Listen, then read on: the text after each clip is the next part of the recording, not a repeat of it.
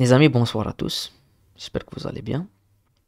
Très heureux de vous retrouver pour ce nouveau débrief, un débrief historique avec un score historique et avec un résultat inattendu quand même. Quand tu suis le football et que tu connais la rivalité Manchester United-Liverpool et que même si tu regardes pas le football et qu'à un certain moment tu vois le score 7-0 pour Liverpool ou même 7-0 pour Manchester pour Liverpool, si c'était l'inverse, on serait choqué parce que c'est un score, c'est un résultat historique dans une confrontation entre les deux équipes. On va essayer de débriefer les matchs, on va essayer de débriefer le résultat, on va plus parler du résultat, plus parler du côté émotionnel dans un match où Manchester United n'a pas existé. Mais on va parler aussi des deux matchs de Liga avec la victoire du Barça dans la difficulté et le match nul 0-0 du Real Madrid. Le Barça qui reprend de l'avance et cette fois-ci 9 points d'avance pour le Barça. On va essayer de débriefer ces deux matchs et parler plus côté technique et tactique dans le match du Real Madrid. Donc n'oubliez pas de liker au maximum la vidéo. La première chose, eh bien, évidemment, on va commencer avec ce score. C'est pas, c'est pas logique. C'est un score qui est surprenant vu que Liverpool vit sous l'ère Klopp sa pire saison. C'est la pire saison de Klopp. Je pense que c'est la deuxième pire saison parce que c'est pas la pire, parce qu'on a vu la saison du Covid où ils finissent dans le barrage pour jouer à la Ligue des Champions. Je pense qu'ils finissent à la cinquième, à la quatrième place. À la cinquième place dans les derniers instants avec un but d'Alisson, gardien. Donc je pense qu'on peut pas dire que c'est la pire saison, mais en matière de résultats, en matière de comment ils se prennent des 3-0, des 4-0, ils se font manger un peu partout. Oui, on peut dire que c'est une pire saison, même statistiquement pour beaucoup de joueurs comme Mo Salah, qui fait une saison, c'est pas Mo Salah qu'on connaît, hein. Et même dans d'autres domaines avec d'autres joueurs comme Fabinho, comme Van Dijk, comme Alisson, comme on a débriefé Liverpool déjà je pense même face à Napoli en Champions League, dans les groupes. On a déjà dit sur le 4-0 qu'ils ont pris à Naples, que cette équipe Arnold, c'était pas Arnold. Et que d'un autre côté, tu as Manchester United qui depuis, statistiquement, euh, c'est vrai que la saison de Mourinho où il finit deuxième, il gagne l'Europa League, il gagne la Cup. C'est vrai que oui, statistiquement, c'était la meilleure saison d'après Sir Alex Ferguson.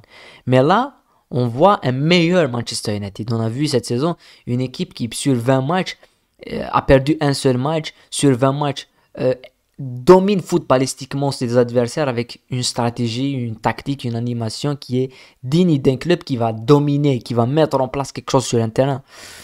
Et que quand tu vois ce match, tu te dis, c'est avant le match, moi, je parlais certainement beaucoup pour le plaisir. Et quand j'ai vu, je me suis dit, et j'ai pas parlé sur le match en plus, hein. J'ai oublié. Je me suis dit, Manchester, vu la dynamique, t'as vu Manchester qui est en haut et Liverpool qui est en bas, tu te dis, pour une fois, pourquoi pas que Manchester, ils vont taper Liverpool à Anfield. Tout le monde, je pense, c'est ce qu'ils se disent, hein. Et que tu, tu allumes le match en deuxième mi-temps, et c'est ce qui m'est arrivé avec ce match. Et tu trouves le score 4-0 et que t'as des vagues de Liverpool. On dirait que c'est le Liverpool de 2019, c'est le Liverpool, le prime de Klopp. C'est une équipe qui avait un mode, on se rappelle tous du match face à l'Atlético Madrid, hein, où même il perd, mais c'était un mode sport dynamique, rythme, occasion. Et là, ils mettent 5-0, 6-0, 7-0. Salah qui revient à son top niveau, Darwin Nunez qui marque des buts, même tous les joueurs qui n'ont pas marqué, eh bien ils marquent. C'est ce qui est surprenant. Mais voilà, c'est historique et voilà. Mais je pense pas que ça va changer quelque chose. Peut-être que ça va donner un coup au moral à Manchester United, mais connaissant Ten Hag,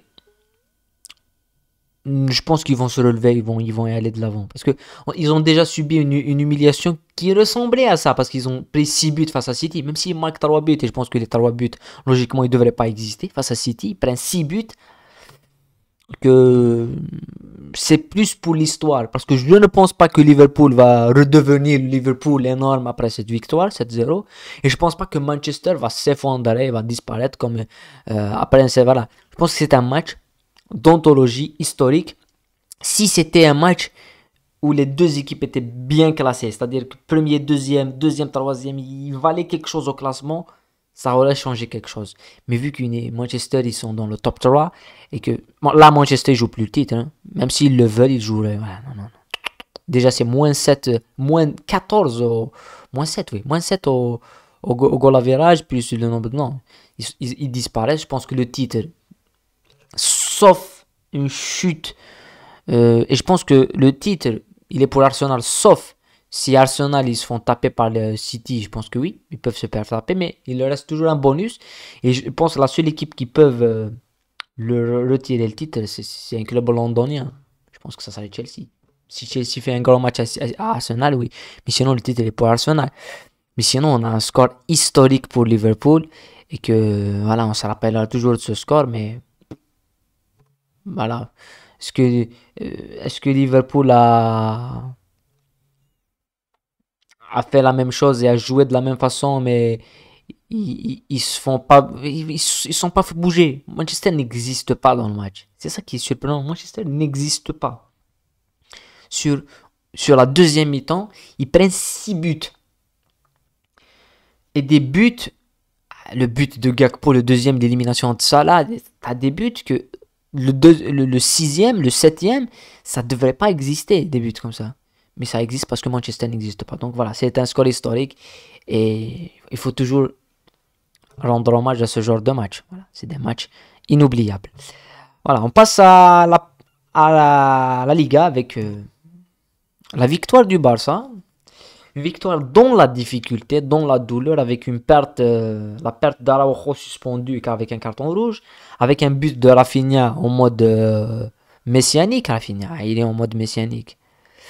Parce que moi je pense que Rafinha, il est en mode où il n'y a pas, il y a pas, il y a pas, il y a pas il y a beaucoup d'absents à Barça, hein. Je pense que Lewandowski déjà qui est absent, Pedri toujours blessé, Gavi aussi suspendu. Donc tu as beaucoup d'absents au Barça et bien sûr avec Dembélé aussi. Donc je pense que la chose la plus importante pour le Barça, c'est de gagner. Dans ce genre de situation, quand tu as beaucoup de joueurs qui sont blessés et des joueurs qui sont importants, mais Pedri, Lewandowski, Gavi, Dembélé, Dembélé déjà c'est des joueurs phares, c'est des joueurs clés dans le jeu du Barça. Et gagner avec l'absence de ce genre de joueurs, et gagner en coupe, c'est ce qu'on a dit, gagner à Bernabeu, c'est énorme. Parce que là, ça va te donner quelque chose au retour de ces joueurs. Certainement, le niveau ne sera pas le même. Et le Barça relèvera le niveau. Et je pense que ça nous a démontré un petit peu le manque du bon du Barça avec un joueur comme Ferran Torres qui ne devrait jamais exister à Barcelone. Je pense que le fait qu'il joue à Barcelone, moi je comprends pas. Le fait déjà qu'il joue en sélection aussi, on ne comprend pas. Mais qu'il rate le penalty de la manière, qu'il refuse de donner un penalty à Fatih. Je sais que, on sait tous que des joueurs, ils ont besoin de confiance. Mais Xavi aurait décidé, je pense il aurait dû décider de qui va tirer le penalty. Ça éviterait de voir ce genre de choses entre deux joueurs qui sont justement encore plus. Moi je pense que Fatih il a peut-être encore quelque chose à prouver parce que la blessure, le tour de blessure, il doit saisir sa chance. Mais Ferran doit partir. Ferran il doit quitter le Barça. Et parce qu'il se comporte comme s'il avait 12 ans au Barça, comme s'il a gagné la Ligue des Champions. Il n'a rien fait au Barça. C'est l'une des pires recrues avec les Boateng et tout du Barça. Parce que c'est un joueur que tu achètes. Pourquoi on dit ça? C'est un joueur que tu achètes post-crise. Et que tu sors d'une crise où tu n'as pas renouvelé ton meilleur joueur, si ce n'est le meilleur joueur de l'histoire. Mais si, tu n'as pas renouvelé parce qu'il y a des personnes qui n'ont pas voulu. Voilà, il n'y a pas de salaire, il y a une crise. Et tu ne renouvelles pas Messi et tu vas acheter Ferran Torres 50 millions. C'est pas normal. C'est pas normal. Mais ça nous prouve que ce genre de joueurs doivent partir dès cet été et que le Barça, ils doivent gagner et ils l'ont gagné et c'est le plus important. D'un autre côté, on a eu Real Madrid contre le Betis. Et pour le coup, euh, on a suivi beaucoup de matchs. Je me rappelle l'année passée on a débriefé avec un Séville Barcelone où Pedri marque au Camp Nou et on a parlé du niveau de la Liga. Et ce soir, ce match Real Madrid-Betis où il y a 0-0, mais c'est un match magnifique. C'est un match où il y a de l'intensité, du rythme, du jeu. C'est un match où tu t'ennuies pas. Il n'y a pas de but, mais ça va à 1000 allures dans les deux sens. C'est un match de chaos. Ça veut dire, oui. C'est vrai que pour ça, il faut que les deux équipes veulent gagner. Et la bêtise, ils ont besoin de gagner. Le Real Madrid, ils ont toujours besoin de gagner.